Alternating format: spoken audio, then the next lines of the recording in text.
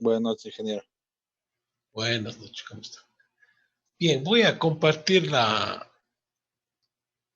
pantalla para poder seguir con las clases.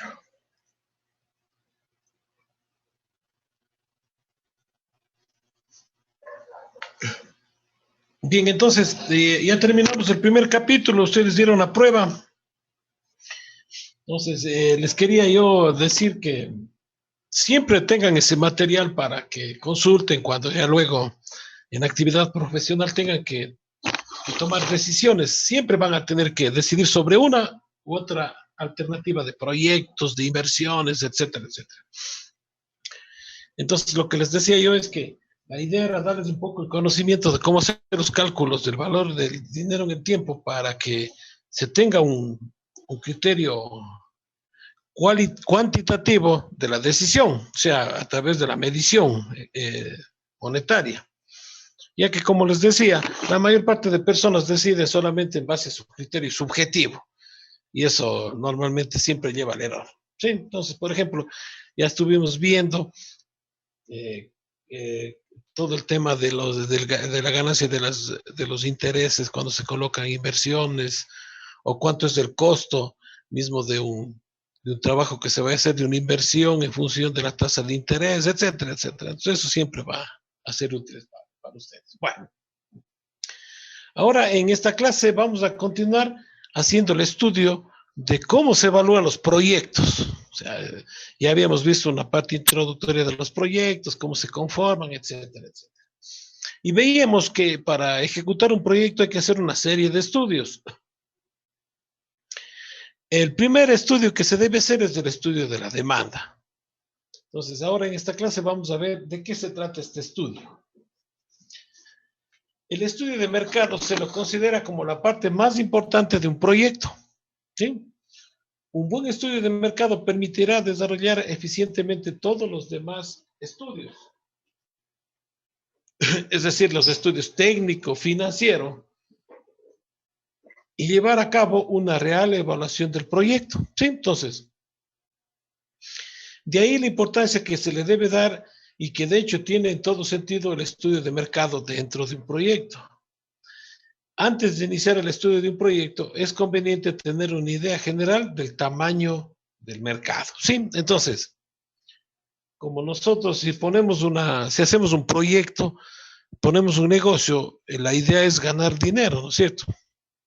Entonces, se debe saber cuánta cantidad de productos o servicios vamos a poder vender. Entonces, el estudio del mercado. Entonces, en función de eso, vamos a tener los ingresos. Y entonces, si consideramos que va a ser un mercado muy grande, entonces podemos poner un negocio más grande. Y entonces, claro, de eso depende el estudio técnico. En cambio, si tenemos un mercado reducido, ya no vamos a invertir tanto dinero. Y otra situación, los ingresos nos permiten conocer o hacer el análisis financiero del proyecto, ¿no es cierto? Porque como vamos a invertir un dinero, ese dinero tenemos que recuperarlo y además debemos tener ingresos adicionales que sirvan como utilidad para nosotros, porque la idea de poner un negocio, como les digo, es tener utilidad, ¿cierto? Bien. Entonces, como ven, el estudio de mercado es fundamental. Si la demanda potencial se presenta mayor que la oferta, es posible empezar a ver la factibilidad de llevar adelante el proyecto. Algunos proyectos no se han culminado porque el mercado no cumple los requerimientos de demanda proyectados o simplemente no existe mercado para nuestro bien o servicio. ¿Sí? Entonces, es común, especialmente aquí en Loja, es una ciudad pequeña, que hay una gran cantidad de negocios que se ponen y al poco tiempo ya cierran. Es justamente porque no se hizo un estudio del mercado, no se sabe qué cantidad de productos se va a vender. Entonces, claro, se fracasa, ¿no? Ahora, ustedes han visto, también hay otras, a pesar de que Loja es una ciudad pequeña y todo, hay negocios que sí florecen. Por ejemplo, miren, tenemos este negocio del Supermaxi, hay esta cadena Tía, para poner ejemplos de comercio, ¿no es cierto?, de negocios. Entonces, ¿por qué ellos sí tienen éxito? Porque ellos antes de hacer la inversión hicieron el estudio de mercado. Y en función de esa magnitud de mercado hacen la inversión. Entonces hacen un centro comercial más grande o más pequeño, dependiendo de la cantidad de personas que van a ser sus clientes, ¿cierto? El concepto de mercado debe ser amplio. Debe incluir a todas las variables en la cual la empresa va a participar. Entonces, ¿qué segmentos nomás se deben considerar en el estudio del mercado? Primero, los consumidores, que constituyen la demanda de nuestros productos y servicios.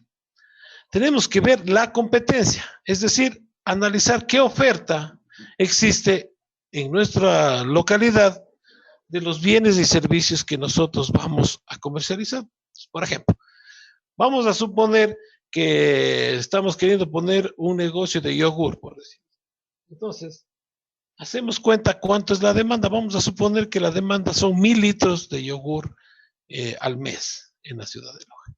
Tenemos que ver cuántos miles de litros de yogur ya existen en la oferta local.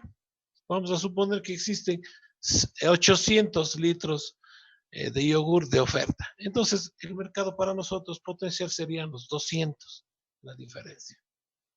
Entonces, por eso hay que analizar la demanda, o sea, el número de consumidores que existirían y también la oferta, porque el mercado que podemos captar es la diferencia de los dos. Entonces, por ejemplo, si no se analiza la oferta existente, también se comete un error, porque podemos estar estimando un mercado demasiado grande para nuestros productos y luego nos vamos a topar con una realidad distinta. En el estudio de mercado tenemos que ver los proveedores de los insumos para fabricar nuestros productos y servicios. ¿Sí? Eso es muy importante. Es una falla que a veces se comete también. Se pone un negocio y luego no podemos conseguir con facilidad la materia prima. Entonces también es fundamental saber esta situación. Y finalmente, los distribuidores, es decir, ¿qué personas están dispuestas a distribuir nuestros productos? Entonces, eso también hay que hacer un estudio. Entonces, normalmente cuando van a poner un negocio, suelen estar investigando en los comercios de la localidad si hay el interés para vender algún producto que nosotros queramos ofertar. Estos estudios se deben hacer en el tiempo histórico, es decir, en el pasado, en el periodo actual y hacer una proyección a futuro, para ver si el mercado podría eventualmente crecer. Y entonces eso también nos da la posibilidad de considerar nuestros estudios técnico y financiero. Ya veremos luego, cuando aprendamos a hacer el estudio financiero, cómo se considera la proyección de ingresos a futuro, el crecimiento de la demanda. Ya veremos eso en detalle. En otro contexto, al estudiar el mercado, comprenderemos que no hay dos consumidores iguales y que es difícil satisfacerlos a todos de la misma manera. De ahí nace la inquietud de saber cómo llegar a todos ellos y satisfacer las necesidades de los consumidores y los inversionistas. Bien. ¿Alguna pregunta?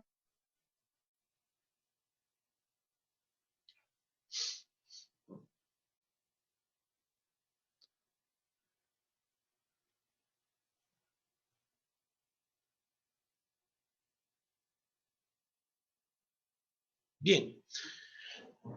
¿Cuáles son los tipos de mercado que se pueden tener? ¿No?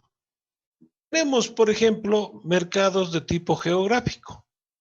¿Sí? Entonces pueden ser mercados locales, mercados regionales, mercados nacionales y mercados globales. Entonces, esto hay que tener en cuenta.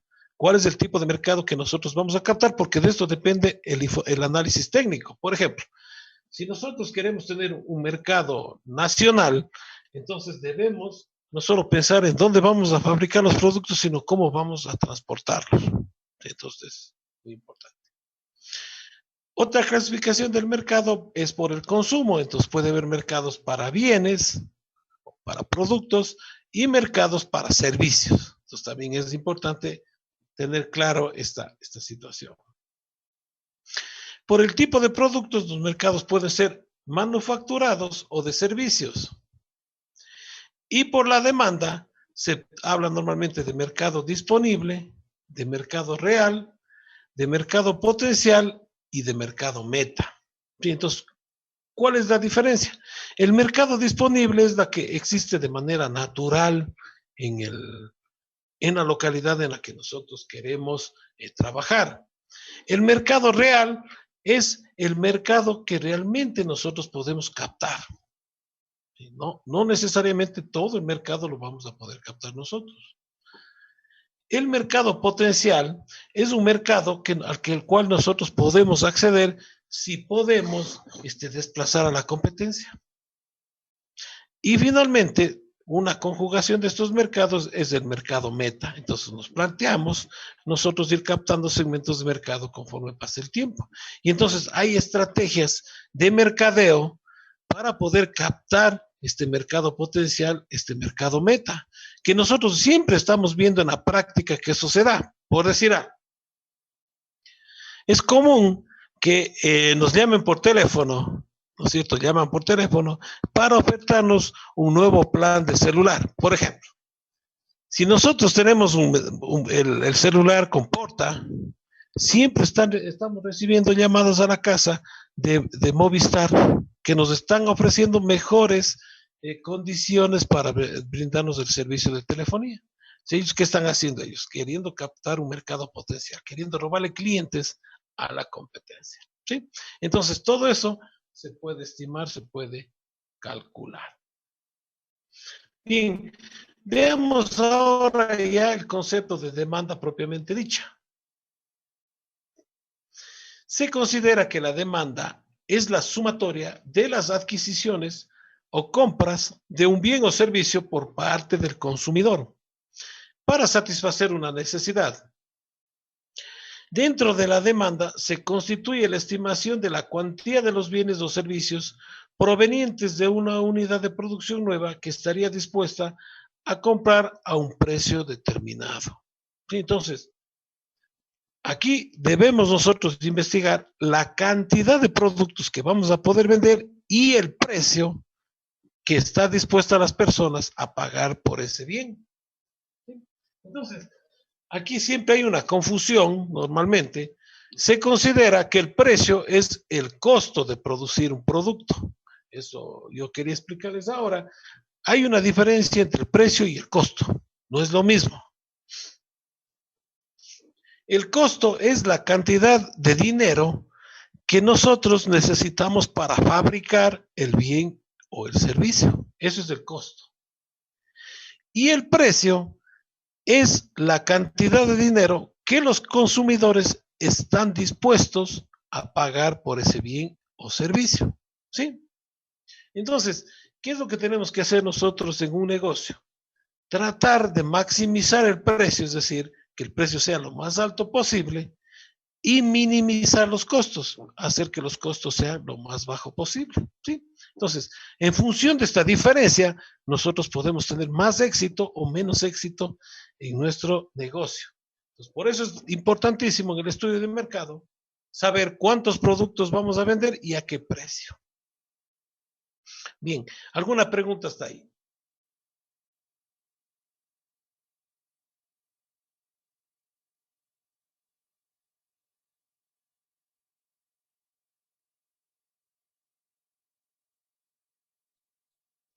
Bien. Aquí entonces hay que conceptuar tres aspectos de la demanda. ¿Sí? La demanda pasada es la investigación mediante fuentes secundarias de información como libros, revistas, entre otros, del proceso histórico de acuerdo al bien o servicio que considera el proyecto a diseñarse. Se pueden considerar las cantidades vendidas en años anteriores.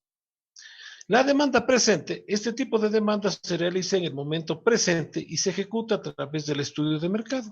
¿Sí? Entonces, primero investigamos cuánto es la demanda que existía históricamente del bien y servicio.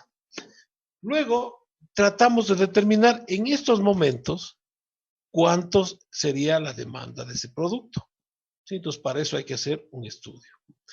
Y luego, sabiendo esas cantidades, nosotros podemos hacer una proyección hacia el futuro de cuántos bienes y servicios pudiéramos nosotros llegar a vender.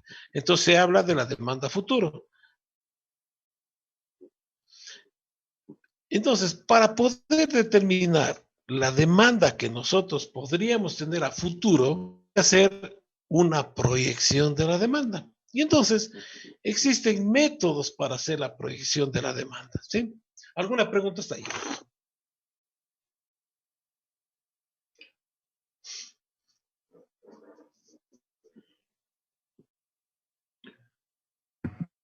No, todo bien, ingeniero.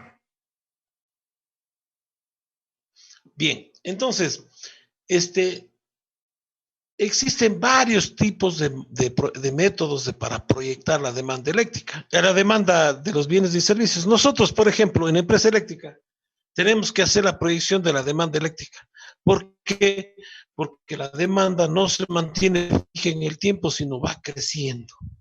Cada vez las personas requieren más energía eléctrica, sí, es algo natural.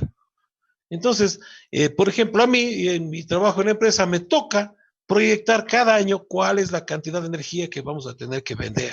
¿Sí? Porque en función de la cantidad de energía, nosotros también no producimos toda la energía que vendemos a los clientes, compramos. Entonces, en función de la cantidad de energía que yo proyecto, que vamos a vender, tenemos que comprar. Entonces yo tengo que estimar cuánto dinero voy a gastar para comprar esa energía y tengo que estimar cuánta energía voy a vender y a qué precio. Y entonces, claro, ahí me tiene que quedar una diferencia para que la empresa pueda subsistir.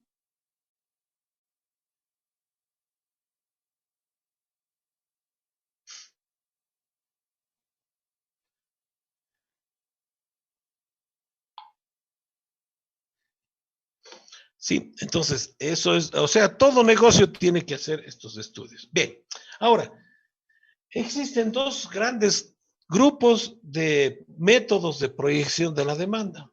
Tenemos los métodos cualitativos.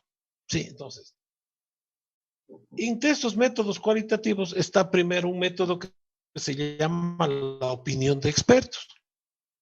Sí, entonces simplemente nosotros nos hacemos asesorar con gente que conozca sobre el mercado que nosotros queremos trabajar.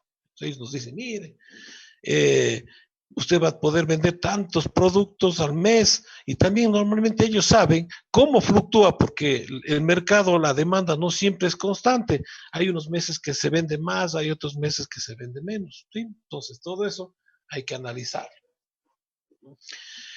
Puede ser el consenso de un panel. ¿Sí? Entonces nos reunimos entre un grupo de personas y vamos analizando cuánto podría ser el mercado que podemos tener. Y un método del PI. ¿Sí? Entonces, esos son tres métodos cualitativos. Ahora, ¿cuál es el problema de estos métodos cualitativos? Que son subjetivos, que están basados en el criterio, que no hay una métrica, no hay una formulación matemática para poder determinar. ¿Sí? Entonces, se basa en el criterio. Entonces, claro, obviamente el problema ahí es que a veces nos vamos a equivocar, nos vamos a estimar mal. Y entonces, para zanjar este problema, para evitar la subjetividad, están los métodos cuantitativos, es decir, con una medida. Entonces, dentro de los métodos cuantitativos existen dos grupos grandes. Primero, los métodos causales. ¿Sí? Entonces, en estos métodos nos basamos en información estadística de la demanda. Y podemos tener un método de regresión, existen métodos econométricos y modelos de insumo-producto. ¿Sí? Entonces, estos son los métodos causales. Ahora ya vamos hoy en la noche vamos a aprender uno de estos métodos cuantitativos de proyección de la demanda. ¿Sí? Y luego también existe lo que se llama los análisis de series de tiempo. También se basan en la información estadística de la demanda. Existen promedios móviles, suavización exponencial, descomposición de series de tiempo. ¿Sí? Entonces, lo que hacemos aquí en estos métodos de análisis de series es tener series históricas de la venta. Por ejemplo, registros mensuales de venta de bienes y servicios, etcétera, etcétera, durante un largo periodo de tiempo. Y luego con esos datos históricos, con esos datos estadísticos, aplicando unas fórmulas matemáticas, vamos calculando cuánto podría ser lo que nosotros podemos vender a futuro. Sí, es una formulación no tan compleja. Vamos a ver si nos alcanza el tiempo, ya veremos unos ejemplos prácticos de cómo hacer esta aplicación de estos métodos. Bien, ¿preguntas hasta ahí?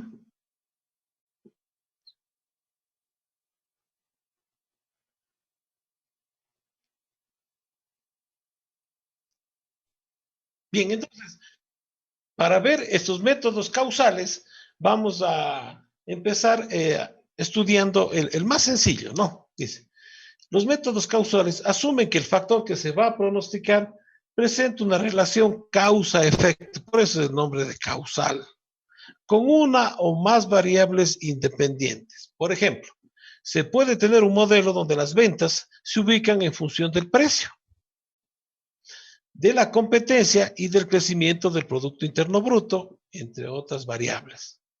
El principal objetivo de los modelos causales es cuantificar la relación entre las variables para predecir valores futuros de la variable dependiente. Bien, entonces, aquí se establece dos variables, como X y Y, ¿no es cierto? En las funciones matemáticas, la X es la variable independiente, es decir, puede tomar cualquier valor, y la Y es la variable dependiente, que depende de los valores de X, a través de una fórmula. ¿Sí? Acá, la variable independiente normalmente es el precio, y la variable dependiente es la cantidad de bienes que nosotros podemos vender. O puede ser que la variable independiente sea el tiempo. O sea, pasando cierto tiempo, cuánto es lo que crece nuestra demanda. Y la variable dependiente es la cantidad de productos que podemos vender. Y entonces, claro, ahí hay una formulación matemática. De eso dependen estos métodos, ¿no? Estos métodos de regresión lineal, de modelos econométricos, modelos de insumos, promedios móviles, suavización exponencial, etcétera, dependen de la fórmula matemática que relaciona la variable dependiente con la independiente. Eso nada más es la diferencia de esos métodos. Ahora, vamos a ver el método más sencillo, que es el modelo de regresión lineal. ¿Sí? Entonces, ustedes tienen que haber estudiado esto tal vez. Ustedes ya vieron la materia de distribución, ¿no es cierto?, de energía, ¿o no todavía?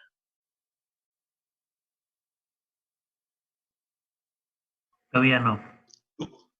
Todavía no. Bueno, ahí normalmente se estudia la proyección de la demanda de electricidad. Se utiliza un modelo de regresión lineal. Yo, por ejemplo, en empresa, la proyección de la demanda que hacemos nosotros eléctrica es este método lineal. ¿Por qué? Porque hemos llegado a comprobar que nos da buenos resultados y no es muy complicado de aplicar. ¿Sí? Entonces nos da resultados muy satisfactorios porque cuando se hacen los métodos de proyección normalmente se calcula el error de la proyección. Entonces siempre nuestras proyecciones son errores muy pequeños, entonces no hemos visto la necesidad, por ejemplo, de ir ya a otros modelos más complejos, como por ejemplo los econométricos, la suavización exponencial. Esos métodos no hemos visto necesario todavía aplicar. Puede ser que a futuro se requiera. Bien, entonces, como es un modelo lineal, entonces la ecuación que relaciona la variable dependiente con la independiente es la ecuación de la línea recta. ¿Sí? Entonces, si ustedes recuerdan del álgebra, la ecuación de la recta está dada por esta función 2.1, en donde y es igual a una constante a más una constante b multiplicado por x. Sí, esa es la ecuación de la recta, ¿no? Entonces, en esta ecuación, si ustedes recuerdan, la X es la variable independiente, la Y es la variable dependiente, la A y la B son constantes. Ahora, ¿qué representan estas constantes A y B? Esto está explicado aquí en el texto. A es el intercepto, es decir, el valor de Y cuando X equivale a 0. Entonces, en otras palabras, es la intersección de la línea recta con respecto al eje de las Y. Ese es el valor de A. ¿Y qué representa? representa la tasa fija o monto de Y que no depende de X. ¿Sí?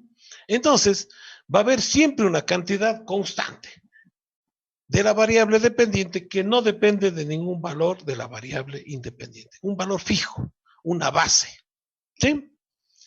B es la pendiente de la línea recta. Es decir, representa el cambio de la variable dependiente, es decir, el cambio de Y, por unidad de cambio de X.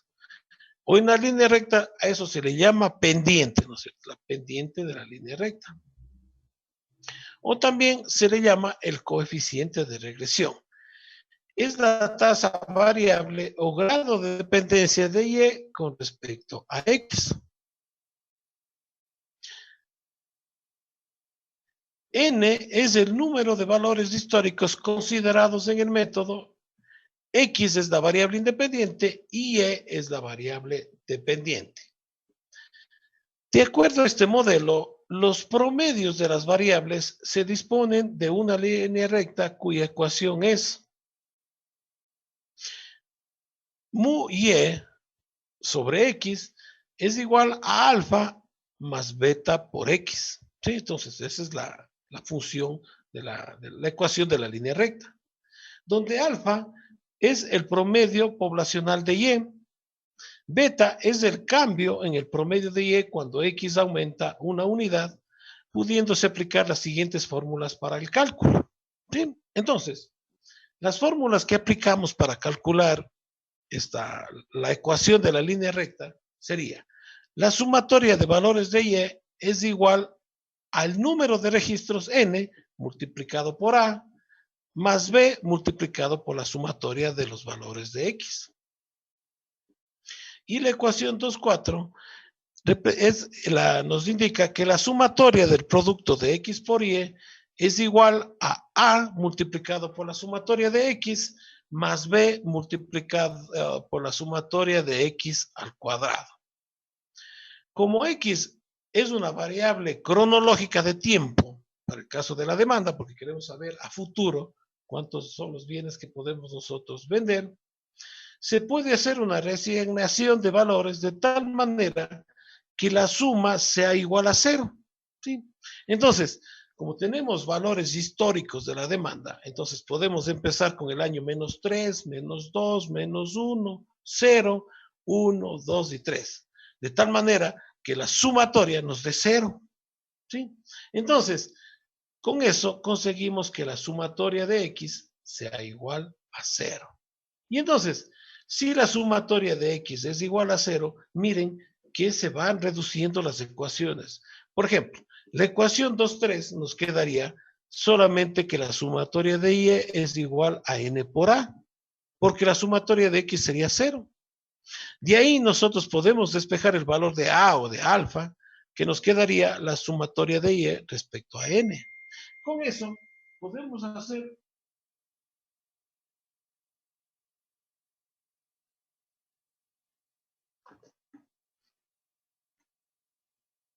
Espérenme un ratito.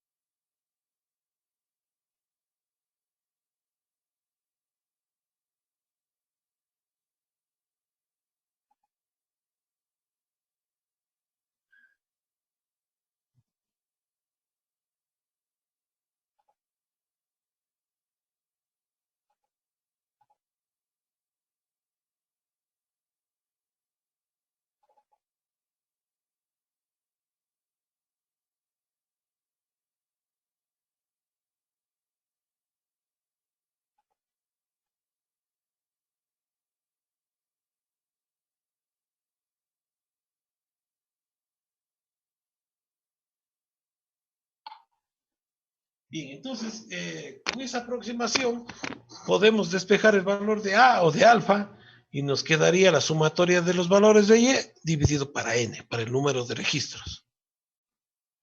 Y en la segunda ecuación, en la 2,4, el primer término sería 0, o sea, A por la sumatoria de X sería 0, porque estamos diciendo que esto es 0.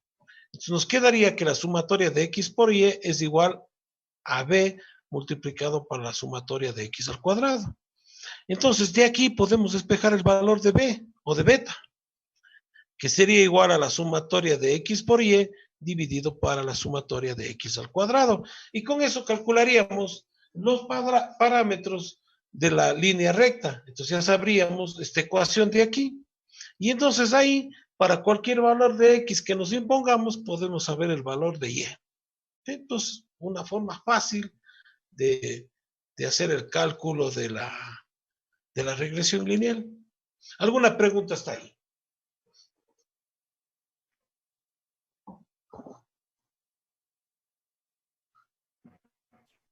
Por ahora todo bien. Bien, entonces hagamos el ejemplo numérico para que quede claro, ¿no es cierto? Bien, entonces vamos a suponer que tenemos estos valores históricos de registro de demandas que existan en el mercado local. ¿Sí? Entonces, por ejemplo, tenemos en la primera columna los años, tenemos 2010, 11, 12, 13, 14, 15 y 16. Bien, entonces sabemos aquí el consumo de Y sobre U, o sea, la demanda de las unidades que tenemos para nuestro mercado, para los productos que queremos ofertar. Entonces vamos a suponer que en el año 2010 teníamos 26.950 productos en el mercado local. En el año 2011, 27.000, en el 2012, 28.200 y así. ¿Sí? Y luego calculamos la sumatoria de Y, que sería 203.235, que sería la sumatoria de los valores de Y. ¿Sí? Sería esto de aquí. Bien, luego tenemos los registros X, ¿no es cierto? Los años, los periodos en el que nosotros estamos haciendo la investigación. Entonces, colocamos los valores para que la sumatoria de X sea igual a 0, que es lo que estamos planteando.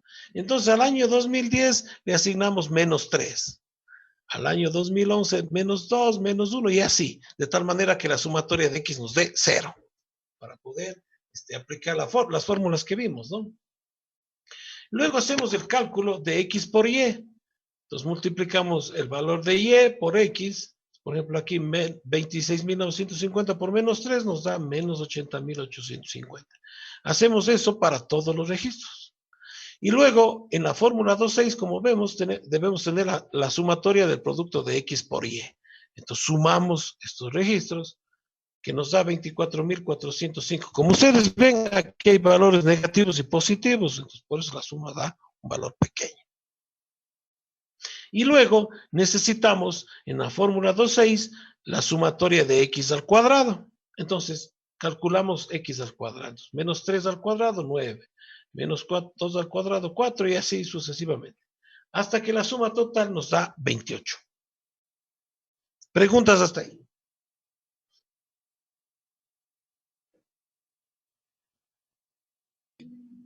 No, ingeniero. No, ingeniero, todo claro. Muy bien. Ya, entonces luego hacemos el cálculo de alfa para este ejemplo.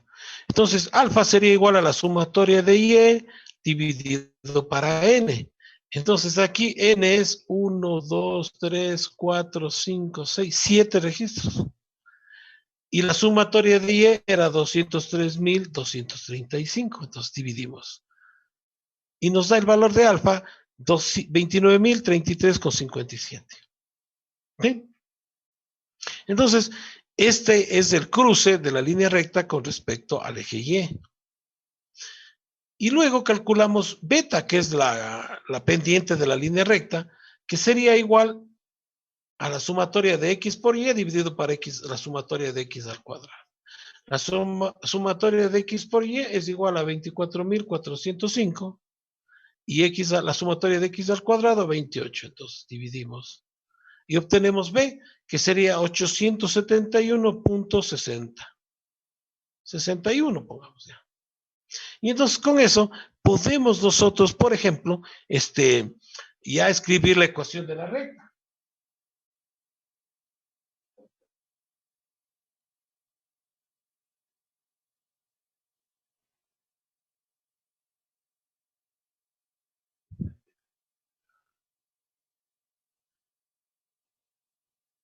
Espérenme un ratito porque estoy acá con un asunto que tengo que atender. Un minuto, por favor. No sean malitos.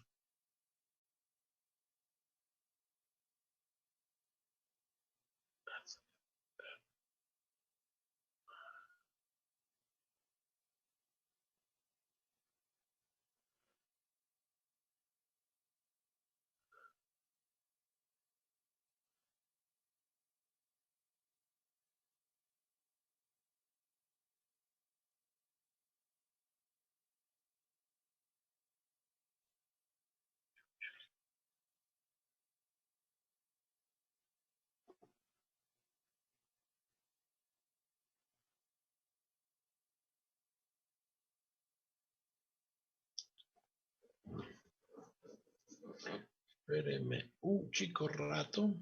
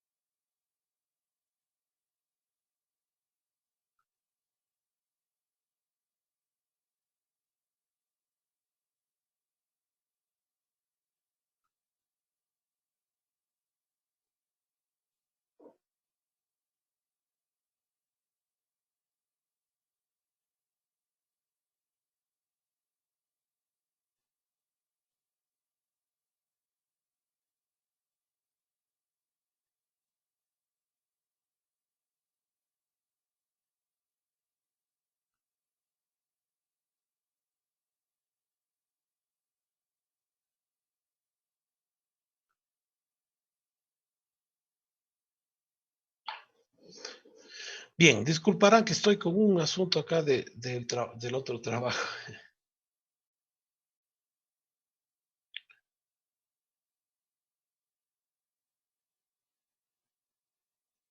Bien, sí, sí observan la pantalla, ¿no? Ingeniero. Hola. Sí, ingeniero. Ya, Sí, se observa. entonces ya podemos escribir la ecuación de la línea recta que sería y igual a 29.033,57 más 871.607x. ¿Sí? Y entonces con esa ecuación nosotros ya podemos hacer las proyecciones. Por ejemplo, aquí teníamos el registro estadístico hasta el año 2016, ¿cierto? Que correspondería al año 7. Y entonces podemos ahora que sería el año 3, ¿no? Porque X era igual a menos 3, 2, etcétera. Entonces el año 2016 sería el año 3. Y entonces, si queremos proyectar, por ejemplo, para el año 2017, tenemos que reemplazar en vez de X el 4.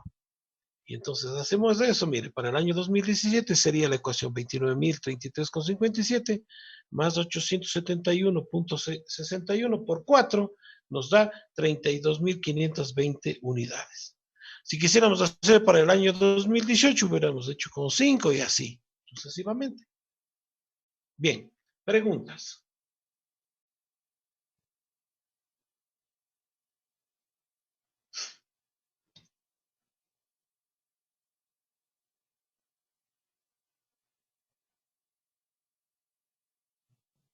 No, ingeniero, hasta el momento. Bien, bueno, entonces con eso podemos hacer la medición cuantitativa de la demanda, ¿no? Ahora, existen otros conceptos que son ya un poco más teóricos, pero son importantes considerar. Por ejemplo, la demanda insatisfecha. Es aquella parte de la población demandante que no está cubierta por la oferta de un bien o servicio. ¿Sí?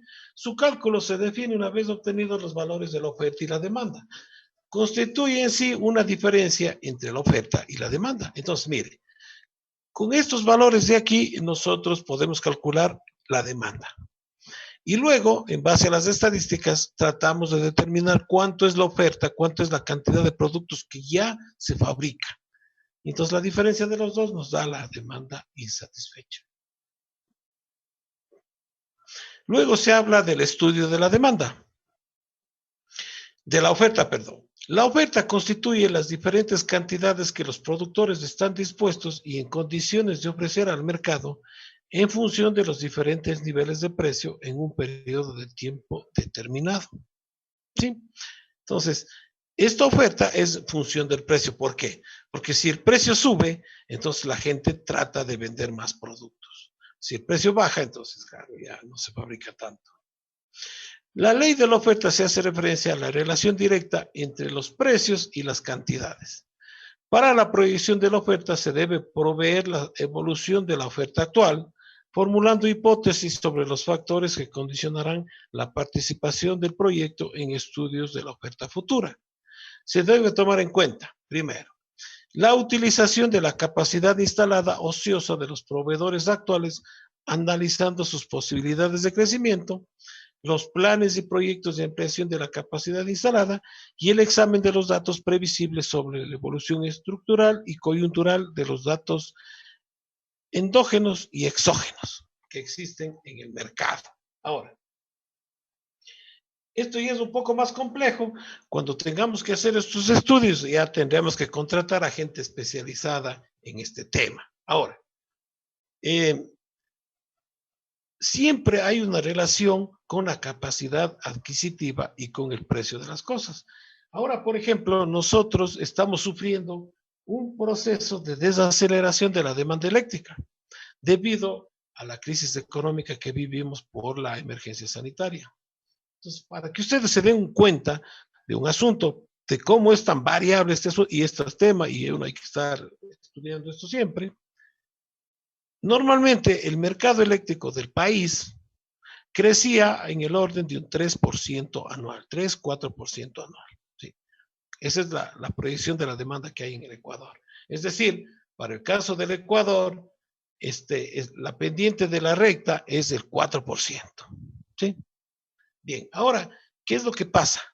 Que a partir de la pandemia, de la emergencia sanitaria, la demanda eléctrica ya decreció y entonces hubo una disminución de la demanda hasta ahora del 17% en el Ecuador. ¿Por qué? Porque las fábricas están trabajando a media capacidad, los comercios cerraron y entonces disminuyó bastantísimo. Se espera que a partir del próximo año, a mediados del próximo año, cuando ya surge el tema de la vacuna y todo, empiece a recuperarse. Pero todavía no se recuperaría al valor normal. Más o menos hicimos ya el cálculo de la demanda y el próximo año posiblemente crezca a un 7 o un 8% la demanda. Todavía le quedaría un margen todavía para crecer aún más en el año 2022. Bien. Luego hay que hacer el análisis de los precios.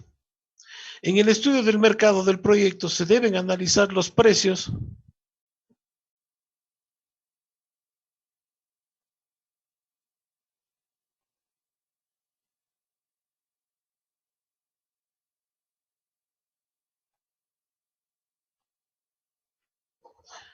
Espérese un ratito, por favor.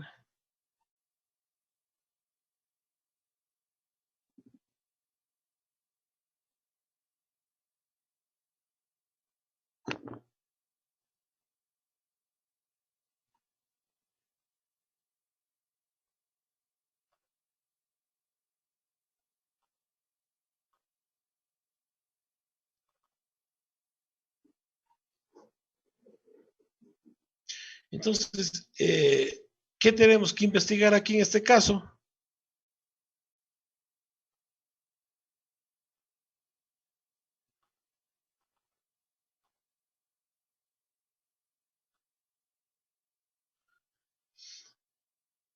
Los precios existentes en el mercado interno, los mínimos, los promedios y los máximos, el precio de productos similares que puedan venir de otros lados, que puedan ser importados, los precios que a veces son fijados por el gobierno y los precios que son estimados en función de los costos de producción. Entonces, todas estas variables hay que tomarlas en cuenta para no tener sorpresas, ¿no? Por ejemplo, ¿qué tal si nosotros hacemos una estimación de un precio de $5 para nuestro producto y en el mercado externo existe el mismo producto a 4? Todo eso hay que considerar. Bien, ¿alguna pregunta hasta ahí? ¿Está claro todo?